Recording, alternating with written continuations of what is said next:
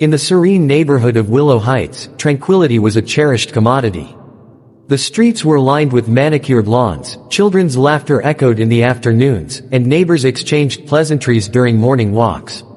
However, this idyllic setting was often disrupted not by crime or natural calamities, but by the incessant grievances of one woman, Judith Granger, infamously known as the "Complaint Queen." Judith's reputation was well earned. Her days were consumed with monitoring the neighborhood for any deviations from the Homeowners Association HOA guidelines. A misplaced garden gnome, a slightly overgrown hedge, or a car parked an inch over the line, nothing escaped her scrutiny. She maintained a meticulous log of infractions, complete with timestamps and photographic evidence, which she promptly submitted to the HOA. Her home, a pristine Victorian-style house at the corner of Maple and 5th, was a testament to her obsession with order. The lawn was trimmed to perfection, the flower beds were symmetrical, and the paint on the picket fence was always fresh. To Judith, her home was not just a residence, it was a symbol of her commitment to maintaining the neighborhood's standards. Neighbors learned to tread carefully around her. Children were instructed to keep their voices down when passing her house, and dog owners avoided walking their pets near her property for fear of inciting a complaint. Social gatherings were planned with caution, ensuring that noise levels remained within acceptable limits and that parking arrangements did not encroach upon her domain. Despite the community's efforts to appease her, Judith's list of grievances only grew. She took particular issue with the increasing popularity of backyard barbecue parties. To her, these gatherings were a cacophony of noise, smoke, and disorder. The scent of grilled meat wafting through the air was, in her words, an assault on the senses. Determined to restore what she perceived as the neighborhood's lost decorum, Judith embarked on a mission to ban backyard barbecue parties altogether. She began by documenting every instance of such gatherings, noting the dates, times, and specific disturbances caused. She compiled a dossier, complete with photographs and testimonies, some solicited under dubious pretenses, to present to the HOA. Her proposal was met with resistance. Many residents cherished their barbecue parties as a means of fostering community spirit and enjoying the outdoors. They argued that these gatherings were a tradition, a way to unwind and connect with neighbors. However, Judith remained undeterred, citing health concerns, fire hazards, and the potential depreciation of property values. The HOA found itself in a precarious position. While they acknowledged Judith's concerns, they also recognized the importance of community engagement and the residents' right to enjoy their properties. Meetings became contentious, with heated debates and divided opinions. As tensions escalated, the neighborhood began to polarize. Some residents sided with Judith, advocating for stricter regulations to preserve the community's tranquility. Others rallied against her, organizing barbecue events in defiance and promoting a more relaxed approach to neighborhood living. Amidst this turmoil, the essence of Willow Heights was tested. The once harmonious community grappled with questions of individual rights versus collective standards, tradition versus change, and the true meaning of neighborliness. Judith Granger, steadfast in her convictions, stood at the center of this maelstrom.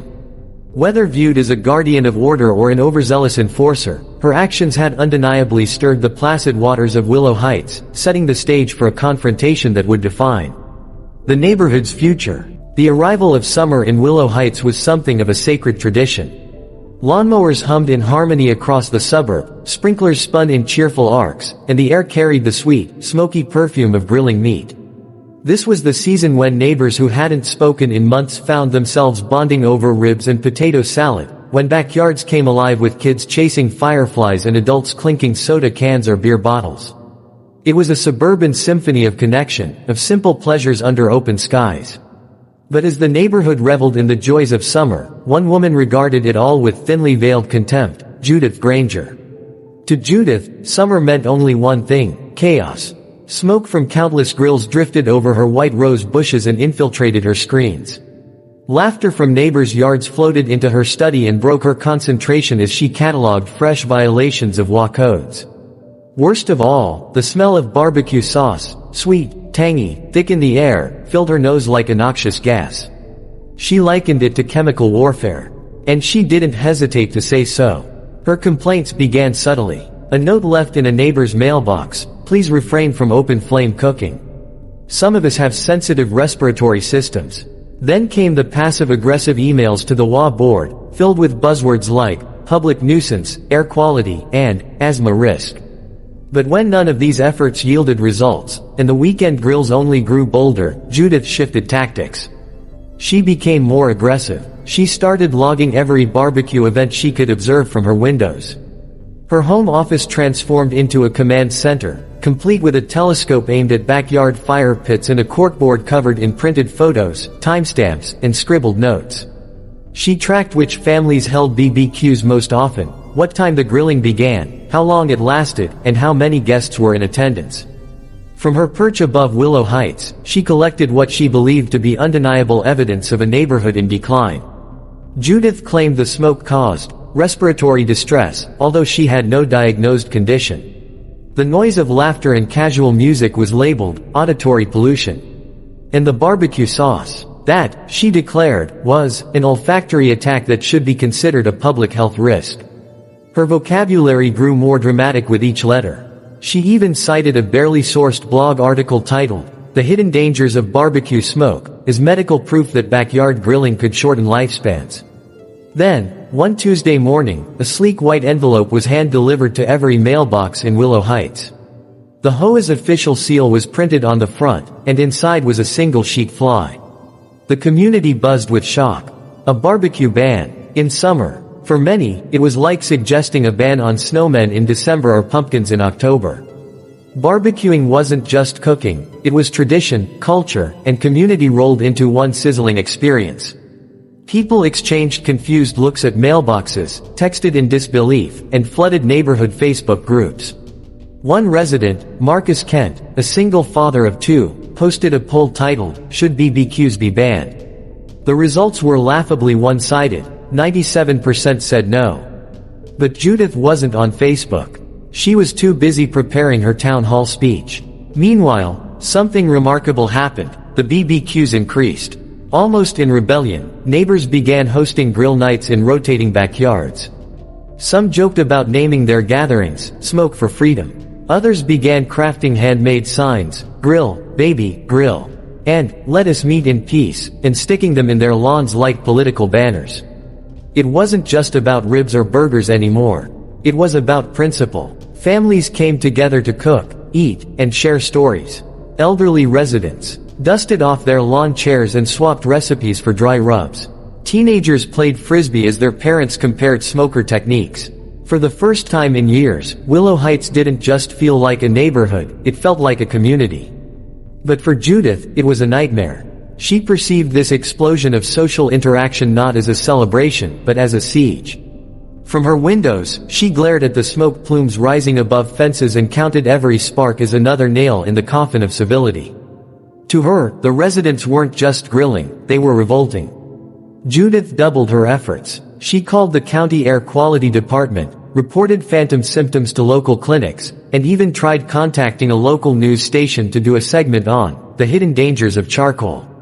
When her efforts failed to gain traction, she returned to her HOA allies, those few who still shared her belief in maintaining strict order. Together, they lobbied harder. They circulated new materials claiming the smell of smoke triggered migraines, that open flames were dangerous near wooden fences, that barbecue grease attracted raccoons. Some of it was grounded in truth, but most was exaggerated. Judith didn't care. All that mattered was that she win. As the Friday town hall approached, tension simmered throughout Willow Heights. Everyone had chosen a side, whether they admitted it or not. Team barbecue or team ban.